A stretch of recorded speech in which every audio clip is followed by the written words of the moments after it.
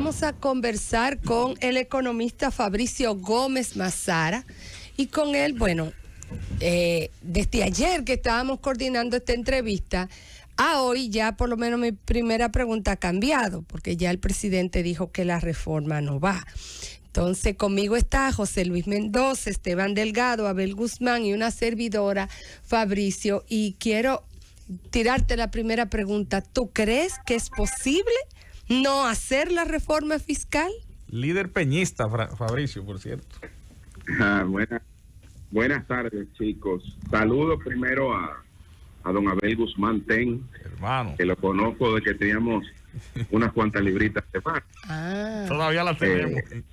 A don José Luis Mendoza, mi hermano Fabricio, que lo conocía de que tenía unas cuantas libras de menos. La cosa. Hicimos un cambio, fue eso todo. A Esteban Delgado y a la única e irrepetible Susana Gómez. Que te conoce de niño. ¿Cómo? Que para mí tú sigues siendo Susi. Gracias. Bien. Fabricio, ¿se puede no hacer la reforma fiscal? Es tan fácil así. No hay condiciones y no la hacemos. Mira, yo creo que ayer con la entrevista del presidente quedó un poco más claro el panorama. Si bien es cierto, la reforma no iría este año, pero sí comenzaría la discusión en este año. Y sería en el Consejo Económico y Social donde comenzarían las discusiones, porque es la institución que ordena la Constitución y la Estrategia Nacional de Desarrollo para que comience la discusión. Pero yo quisiera decir un poco algunos elementos. Lo primero es que las reformas fiscales tienen unas características particulares en materia de políticas públicas. Primero, hay tres condiciones, entre otras, que para mí son esenciales a la hora del diseño. El primero es elegir el modelo económico real o potencial que los diseñadores de políticas públicas entiendan el correcto. Segundo, el compromiso del gobierno con ese modelo económico. Y tercero, y no menos importante, la economía política de la reforma, que tiene que ver con la capacidad de lobby o de influencia de los sectores económicos y sociales de la sociedad.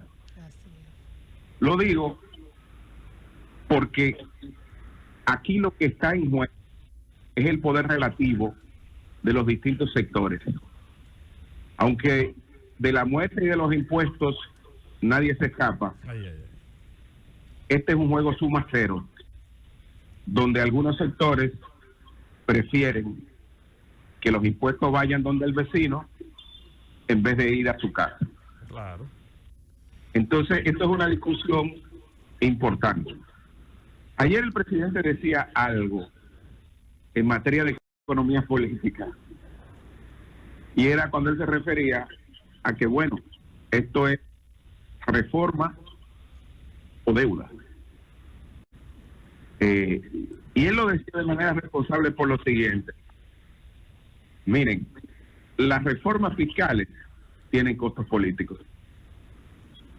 Eso significa que para el que gobierna es más fácil la deuda que los impuestos, porque el tema de la deuda enciende alertas y da comentarios, pero esos comentarios suben y después se desaparecen de digamos, de la palestra pública.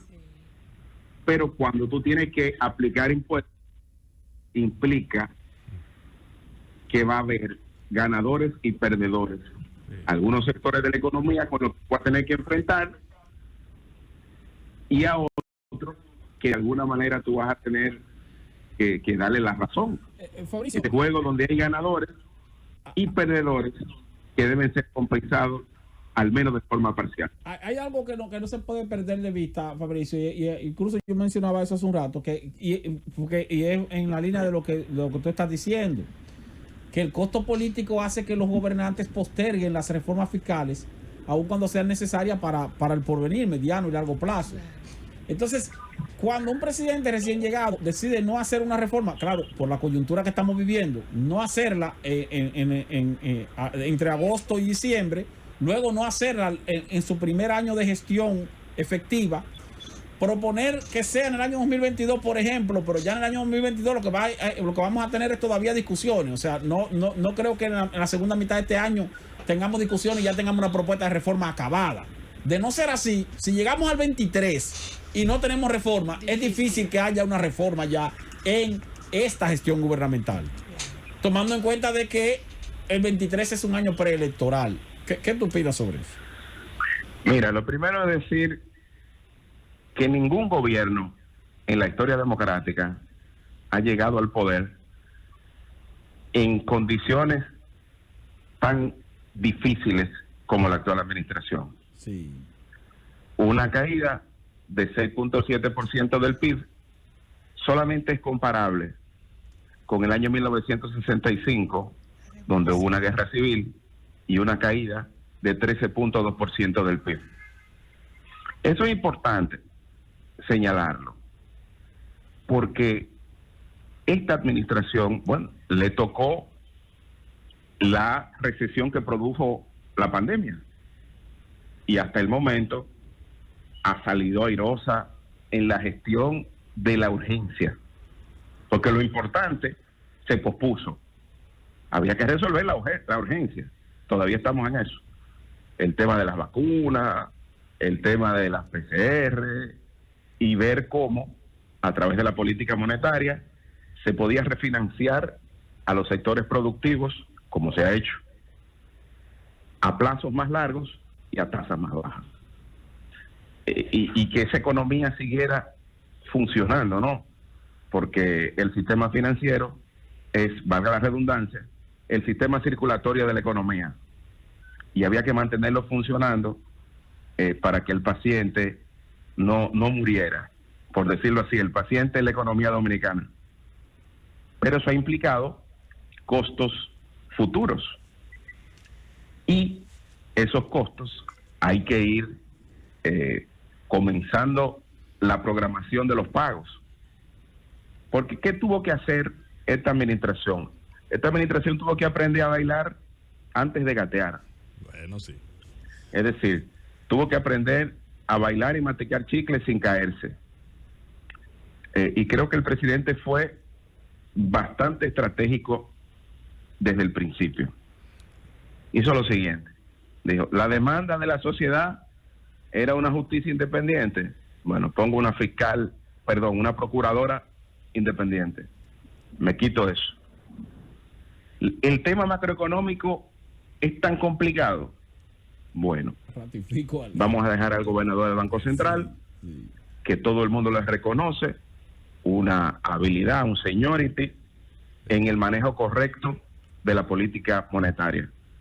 Y me voy a concentrar en la parte fiscal. Y ahí tuvo que salir de manera inmediata a los mercados financieros internacionales, a buscar financiamiento ante la caída de los ingresos tributarios, y se disparó la deuda pública, como ha pasado en el mundo entero. Entonces ahora, este país, que tiene que volver a los mercados financieros internacionales, tiene que decirle a los futuros tenedores de deuda dominicana qué va a hacer para garantizar la sostenibilidad fiscal que garantiza el pago de esos bonos en el futuro. Fabricio, por eso hay reforma. El presidente habló anoche en ese aspecto de que hay exenciones que deben quitar, también impuestos que se deben quitar, pero también ampliar en la base, que habla que hay un 56% que no se paga impuestos y que aquí hay de las menores presiones tributarias del mundo. ¿Tú entiendes cuáles serían esas exenciones que tú entiendes que se deben quitar para iniciar esa discusión? Mira, tú sabes que a partir del año 91 hubo un cambio de modelo económico en nuestro país. Eso significó reducir impuestos al mercado internacional, o al tráfico de mercancías internacional y ajustar internamente los impuestos domésticos, por decirlo de alguna manera. Y ahí hubo un rebalanceo. Bajamos los aranceles y comenzamos a aumentar los impuestos, fundamentalmente el impuesto al consumo. Hoy, la estructura tributaria dominicana está inclinada fundamentalmente al consumo. Eso es lo que explica un mayor nivel de recaudación, fundamentalmente el ITEVIS y el impuesto selectivo al consumo. ¿Qué sucede con eso? Que como las familias más vulnerables destinan una mayor proporción de sus ingresos laborales a comprar bienes y servicios, tienen una tasa efectiva de impuesto mayor y por eso necesitan ser compensadas. Aquí tenemos uno de los sistemas de protección social a través de estas transferencias condicionadas a las familias más vulnerables, mejor desarrolladas de toda América Latina, me atrevo a decir. Y fue puesta a prueba en medio de la pandemia. Si nosotros no hubiésemos tenido un sistema de identificación de beneficiarios tan fuerte como el que tenemos, no hubiésemos podido enfrentar la pandemia como la hemos enfrentado hasta el momento. Sin embargo, Fabricio, sin embargo, cierto, sin duda que la transferencia social nos evitó inclusive que los negocios no fueran asaltados y demás. Sin embargo, ha habido, ¿verdad? Ya ha ido bajando la asistencia, por lo menos directa y especial. Se mantienen los programas normales. Nosotros tenemos un déficit del sector eléctrico, que el mismo presidente decía anoche que tienen en presupuesto 900 millones. Sin embargo, el año pasado fueron 1.200 millones con otro escenario de precio de petróleo y demás. ¿Cómo hacerle frente a ese déficit si vemos que se había puesto venta de algunas empresas del Estado y ya este tiempo se ve que eso no se va a poder concretizar este año? Mira, cualquier reforma tiene que comenzar con un compromiso firme de eficiencia en el gasto público. Lo digo porque ya muchos sectores van a decir, bueno, la tasa está muy alta, incluso se está hablando de la posibilidad de ampliar la base y reducir la tasa, es una de las propuestas. Hay que ver, porque nosotros tenemos un problema de eficiencia recaudatoria, donde tanto el ITEVIS como el impuesto a la renta recaudan muy poco de lo que potencialmente podrían recaudar. Entonces hay que hacer unos cálculos ahí y algunas elasticidades, a ver si bajando y ampliando la base se puede recaudar más o el efecto es menor.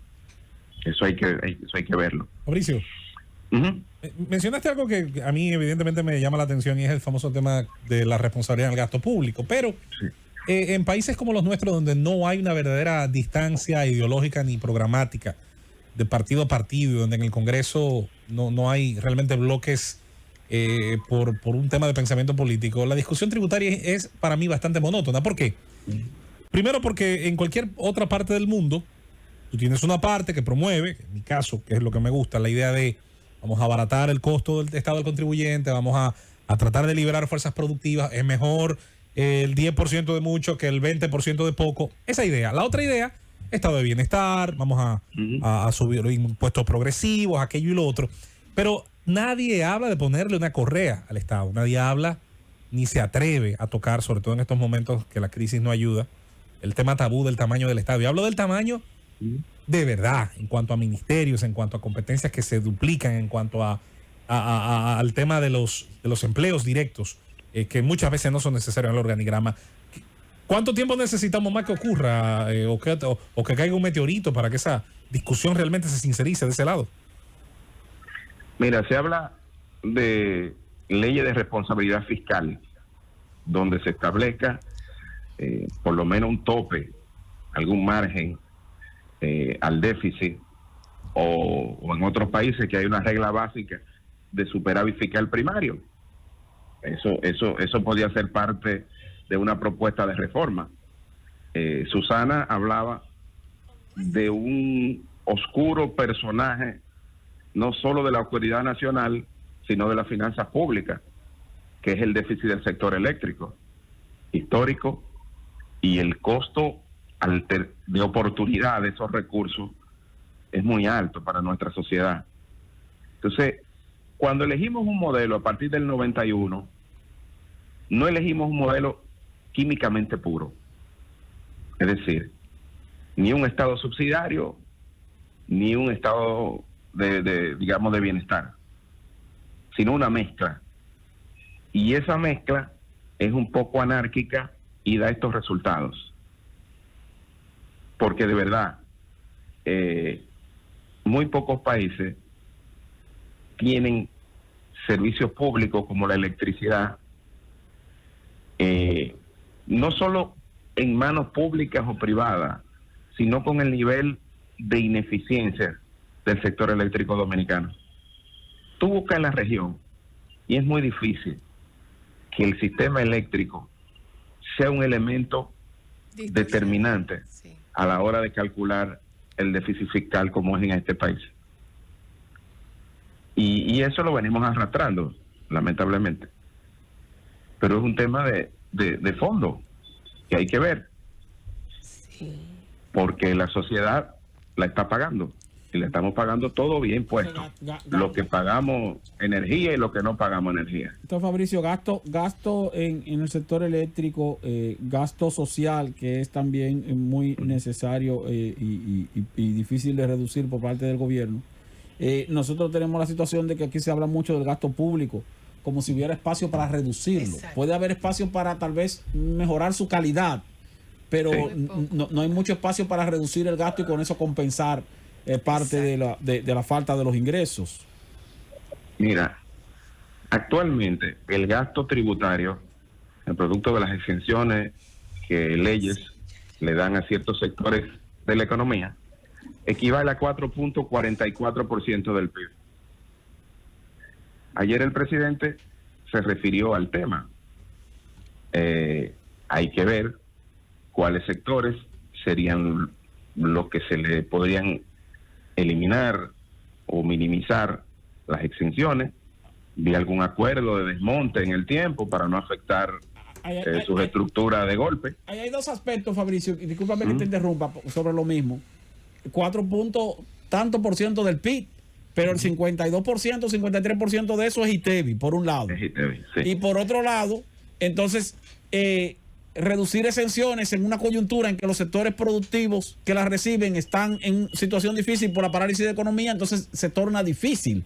Por eso digo que es importante, eso puede ser parte de un acuerdo y que se pueda ir desmontando en el tiempo. No tiene que ser de golpe. Sí, exacto. Pero sí es importante ver las dos partes del presupuesto. Es decir, aquí hay un tema que con los ingresos tienen que ser suficientes para cumplir con las obligaciones del gasto y pagar la deuda. Así es. Gracias, Fabricio, por tu interesante edificación. Siempre brillante, Fabricio. Ya tú sabes, estamos aquí a tu orden también para siempre los escucho. otras participaciones.